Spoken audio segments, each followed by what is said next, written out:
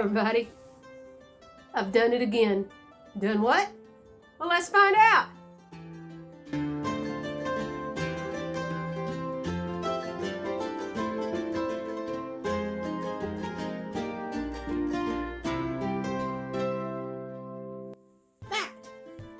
Those that have been following me for a length of time, you probably have realized these two diplomas on the wall. One is a holistic health professional and the other is Master Herbalist. Though I have been a practicing herbalist at home for my friends and family for well over 13 years, a couple of years ago I decided to make it official. And one of the reasons was for my confidence to know that I'm actually talking about, know what I'm talking about. And the other was just to continue my education, but do it in a organized fashion, if that makes sense. So I'm doing it again. I'm going for my clinical master herbalist this time, and I wanted to show you the process and take you along for the ride. So the first question I want to answer is why? Well, in life, you need to have a continual education in whatever that education is. You always need to be expanding your brain in whatever interests you. And I love herbalism, right? So why not? If I'm going to be sitting here studying the books anyway, then why not get the credit for it, if that makes sense? Not credit as in credits to be able to go to a traditional college, but credits in notches in my life, if that makes sense. Little tick marks off of my to-do list, or even tick marks off my bucket list. This is something that ever since they announced that they were going to roll this out, I was like, ooh, yes, I want to go for it. But I haven't been really ready to do that in my life. But now things are starting to slow down. Things are cogs are rolling, and things are going smoothly. So I've actually been starting to prepare for this for several months.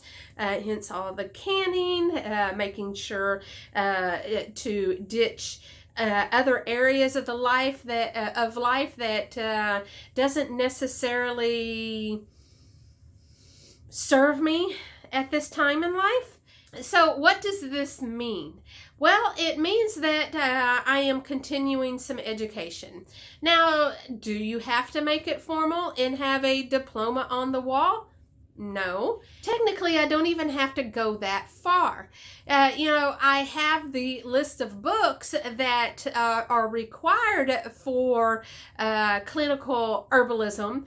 And really, the only thing I would be out is some labs and things like that, which, yeah, I do think that they're important, and that's why I'm going to go through the school to get the complete education, to get information from other people that have been using herbalism in a totally different area and using holistic health in a totally different way than me. Learning from other people is a great way to learn. So why am I telling you all of this information? Well, that's because I'm going to take you along for the ride. And today I am going to review the books that I am going to be learning, and kind of talk about what I know about the books right now. Some of these books I have read before, and some of these books are going to be brand new to me, and I'm excited. But let's go through really quick these books. All right, and the first one is natural medicine, and these aren't in any particular order other than how I had them stacked at the beginning of the video. So it was more a visual stack than the importance. But this is natural medicine, and it's by one of the writers is Joseph Pizzorno, which Joseph Pizzorno, I have read several of his books, and I like and follow a lot of his teachings. So I have not read this book yet. It is a rather thick book, but I am very interested to find out what Pizzorno and the others have to say in natural medicine. So we will be diving into that sometime soon. Another one is Earthwise, and this is written by Matthew Woods. I have brought up this book before, and it is part of a series of books, and I went ahead and pulled the whole series out because I will be using that in my research project. And part of this particular schooling, I have to do a continuous research project on herbs and present the project at the end of the schooling. So this is going to be a great addition to my reference materials, and I will show you my reference book in a minute. But the Earthwise Herbal Books are books that I do recommend, and I will leave a card or in the description or something to show you the video, or to link you to the video that I created on herbal books that I use, love, and recommend. This one is ABC Herbal, and this is a new book by Tilgner, and I have started looking into it, and it does look like a great reference, but I will give you more information as I have it on this particular book. And these two books are editions that I have had in or on my bookshelf for a while, and wanted to go through and just add these to my reading list of things to go ahead and read and get out of the way. So this book, if you had one book that you could get out of all the herbalism books that exist out there, if there was only one book that you could pick out, it's this one right here. It's definitely well worth your money. The School of Natural Healing, and this is by Dr. Christopher.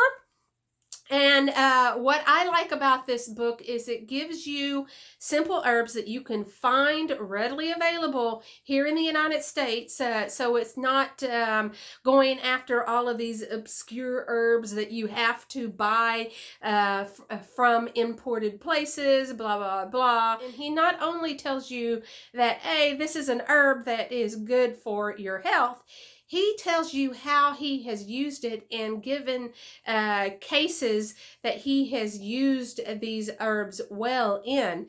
And this book is just chock full of like his knowledge.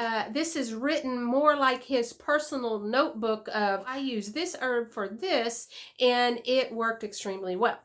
And he gives you his formulas as well.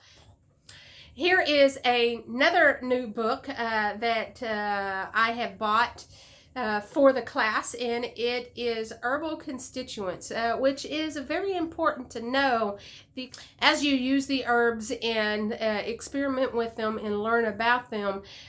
Talking about the or being able to pick out the constituents or the active constituents in an herb is very important as you expand in your herbal knowledge. So I'm excited to see that this book is in this class, and I have not read it yet, but it is one that I am dying to dig into. All right, and here's another book that I have read and gone through for my Master Herbal class.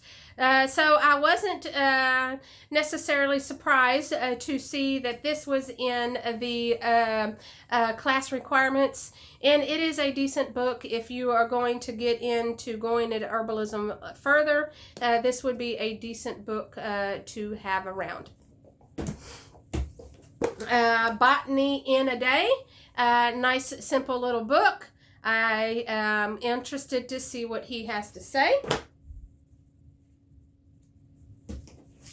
And then here is another book that was part of the Master Herbalist class, but it will be a great review to go through because James Green is a herbalist that you hear quite a bit of whenever you start diving into herbalism. So this one would be another book that I would recommend if you're going down further down the rabbit hole of herbalism. This one would be a great book to have around. Okay, so this next book is this one right here, and this is my personal herbalism book that I have started creating out of all of the books that I have.